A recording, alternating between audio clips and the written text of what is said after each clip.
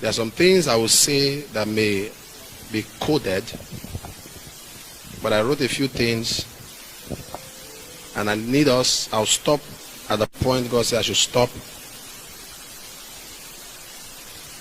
And then we'll pray. The Lord said, I give this word to man. I don't do anything in the affairs of the world until man invites me with understanding in the place of prayer. The nation in question has sinned greatly against the Lord. They wanted to make their own moon shine brighter than the natural moon. Their power tussle is between a particular nation. They want to bring that nation under their feet. COVID-19 is an experiment. And now they are rejoicing that they could shake the world. And they would wait for another 2 years.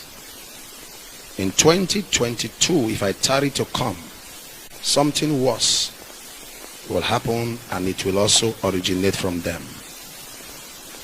The world leaders are coming together to have a synergy that will make all religions have a common ground. And the Pope is part of it. America is their target, but the president is their obstacle. America should not joke with the next election, because they always support the opponent of the current president. Before I go further, let me say this. The Lord gave me a prophecy last year or so, or 2 years ago, that Trump will not be re-elected. And I was worried. He said it. I've been worried. I've been praying. And the Lord spoke to me that anything the Lord tells us is to intercede. We should pray and change that. We should pray and change it. Because if that happens, then the world is finished. If that happens, that the current president of America doesn't come back, the world is finished. Because I saw that, and God told me we should pray to change it. Because they will all support his opponent. The opponent is not the issue, but his running mate is. The running mate is a lady, and if the opponent wins, the opponent will be impeached for the lady to take over and fulfill the new world order. Their current agenda is to humiliate him. They have succeeded in making him mockery in America, while they are now free from it. But the prayers of the saint will reverse it, and America will be healed. The virus was manufactured by these people. It is not a biological issue, it's a chemical weapon. Many people contacted it through testing. Once you go for the test, you are infected. The few that are not positive is to balance the equation, to make people believe it is real. The vaccine will come, but the vaccine will carry the actual disease. It's loaded with signals to control the human being by sending signals from his body to their power base. That would be the only proof to them that we are safe and virus free and are not contaminated. When they tell you to take the vaccine and you refuse, you'll be denied a lot of things. Italy was sacrificed for this agenda because the Pope is a part of it. That is why we saw almost the largest cases in Italy. It was not coincident. It was a sacrifice. The policy of not having people gather together to reduce and contain the virus is targeted at believers congregating, because they know the coming together of believers to pray and diffuse the evil agenda will frustrate them. We must not keep quiet. The prayers of the saints will stop them.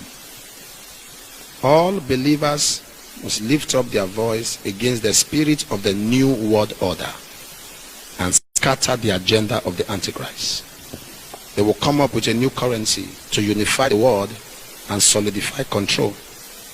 Purify your body of any sin, because they target your body. They have tried this and it has worked. By June to August, different agenda to unify the world will begin. Kuwait, Malaysia, Egypt, Singapore, Hong Kong, Gabon, Thailand, Madagascar, Saudi Arabia, America, Maryland, Baltimore especially, need special prayers. If the church can pray using Jeremiah 17:14, heal me, O Lord, I will be healed. Matthew 17:20, this kind goeth not except by fasting and prayer. The Antichrist will not overcome the church. If the church rise up in fasting, purity, and unity, God will prove he is still on the throne. I'm going to stop there. That's what the Lord wants me to stop. Anyone who is infected of the virus, the Lord told me to tell you to join us in prayers Monday, Tuesday, and Wednesday. Fasting till 6 p.m. Praying the Lord purify my body. I'm going to be praying 6 p.m. Monday, 6 p.m. Tuesday. And this is the reason why we must continue to fast and pray. As Christians, we must continue to fast and pray. Not for Donald Trump, not to idolize Donald Trump as a god. All right? I don't like the guy. I don't like Donald Trump. I don't like the things that come from his mouth. And I personally think he's a racist. But listen, nobody understands the mysteries of the Most High. No one understands it. If the Most High chose Donald Trump to do his will, then so be it. I am 100% down with the Most High. We must continue to pray and fast, not for Donald Trump, but that the new world order that these people haven't set for this whole world, that it must be offset. So as Christians, we must fight. We must get on our knees and fight and fast and pray. Fast and pray. Fast and pray that this new world order agenda be offset. And if the Most High chose Donald Trump, that his will be done through Donald Trump as a vessel. So we are not supposed to give up, because I don't think any of us are ready for what's about to come, this new world order agenda. Because you listen to the guy, the prophet that's speaking, so-called prophet, and he said that, okay, he predicted that Donald Trump didn't win. I mean, that Donald Trump wouldn't win, and so far he seems to be the only one. Other prophets were pretty much saying, like, look, we must pray and fast to make sure that Donald Trump's seat is secure within the White House. So the thing is this, listening to him carefully, he said the issue is not with Biden, that the issue is with the woman that's running with Biden, his partner. And his partner, the woman, will usher the new world order into this world. And I'm sitting there, I'm thinking to myself, wait a second. This woman is Jezebel then. She's Jezebel. And Biden is Ahab. So she have a spirit of Jezebel, and Biden have a spirit of Ahab. So he said that within 1 year, that the male who won the presidency, within 1 year he'll be impeached, and then the woman will have full authority. When we look into the history of Jezebel, what did she do? She killed the prophets of the Most High. So you can guarantee that this woman will go after the Church of Christ if she gets into position of power. So I urge Christians to continue to fast, pray, fast and pray, and fast and pray, because we are not ready for this New World Order agenda. All right. So I look into YouTube. I say, you know what? Okay, so this woman is Jezebel. It's clear from what this so-called prophet is saying. This woman is Jezebel. So I look into YouTube and I typed in Kamala Harris Jezebel, and this is what I found. One of her clip. All right. So we must remember, what did Jezebel did? Jezebel went after the prophets. She killed the prophets. She went after the prophets. She killed the prophets, the preachers, the priests, the pastors of the Most High. And you can guarantee this, that if this woman gets into power, one of the first things that she will do is go after preaching, go after prophets, go after them and kill them all. This is the persecution of the church. So let me play the clip, all right? And we continue now looking at Senator Harris and her time as California's Attorney General and now Senator, including her questioning of President Trump's judicial nominees over their membership in the Knights of Columbus. Capitol Hill correspondent Eric Rosales reports. Eric?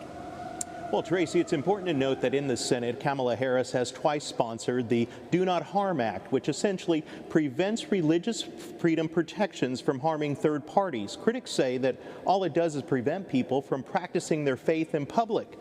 And they also say that it's another example of Harris going after religious freedoms. Senator Harris has been crystal clear what she believes. Katie Glenn of Americans United for Life says Senator Kamala Harris has a record of grilling Catholic judges nominated to sit on federal courts and who also belong to the Knights of Columbus. Saying that being a member of the Knights was a bridge too far, that any member of the Knights is not eligible for the federal bench, which suggests any Catholic is not eligible for the federal bench. In 2018, Senator Kamala Harris quizzed Catholic judicial nominees Brian Bisher and Peter Phipps in written questionnaires. To Peter Phipps, she wrote, "The Knights of Columbus state that they defend the right to life of every human being from the moment of conception to natural death. If confirmed to the bench, will you defend the right to life of every human being from the moment of conception to natural death?"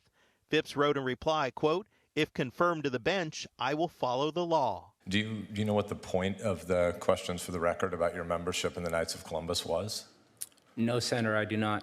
What's happening in this committee is absolutely nuts, that we're asking people questions about why they're members in the largest Catholic fraternal organization in America. In 2016, as Attorney General of California, she authored the search of the home of pro-life activist David Daleiden for undercover videos exposing Planned Parenthood officials discussing alleged sale of baby body parts, but did not investigate the practices the videos showed. Some Catholics say it indicates Kamala Harris lacks tolerance for those who practice their faith.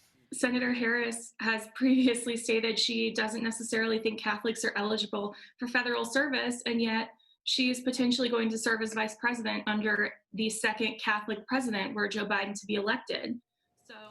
Now, critics say because Joe Biden has flip-flopped so many times over the years that Joe Biden is here, especially with preserving of life, where Harris is actually here in a strong pro-abortion stance, and they are concerned that she could have a major influence on the Biden ticket. Tracy? Okay, thank you so much, Eric. Correspondent Eric Rosales reporting from Capitol Hill. So what did Jezebel did in her time? Now, mind you, Jezebel had full authority over Israel. Now imagine if this woman get into the seat, the powerhouse of America. And if everything goes according to what this so-called prophet says, that Joe Biden get impeached and then she becomes president, that means she will be the leader of the whole wide world. Because those people who are leading America, those presidents, become leader of the whole wide world. Now Jezebel had authority over Israel. Now, if she becomes president, she have authority over the whole world. So that means worldwide Christians will suffer. They will come after Christians. They will kill Christians. They will persecute Christians for their belief. And as Christians, are you guys ready? Now, if Donald Trump didn't win, does it mean that Donald Trump didn't win because Christians did not fast and pray? They took it as nonchalant? Because there were many warnings from the prophets saying that we must fast and pray to make sure that Donald Trump's seat is secure. Now, I'm going to say this again. I don't like Donald Trump. I don't like the things that come out from Donald Trump's mouth. But if the Most High is using him and say, I have chosen him according to his will, then we must agree and we must back Donald Trump. Because at the end of the day, we all know that the Most High is doing best what he can do for humanity. So Christians, we must continue to fast and pray and not give up faith. We must fast and pray. Because if this woman, Kamala Harris, get into position of power, it's a wrap for the whole wide world. Christians will be persecuted. They will come after the bride of Christ to torture, to murder, to kill, and to wipe out Christians off the face of the planet. So Christians, we must get on our knees. We must fast and pray, not for Donald Trump, but for the will of the Most High to be done. You heard it. You see the clip. I'm going to leave it at that. I'm out.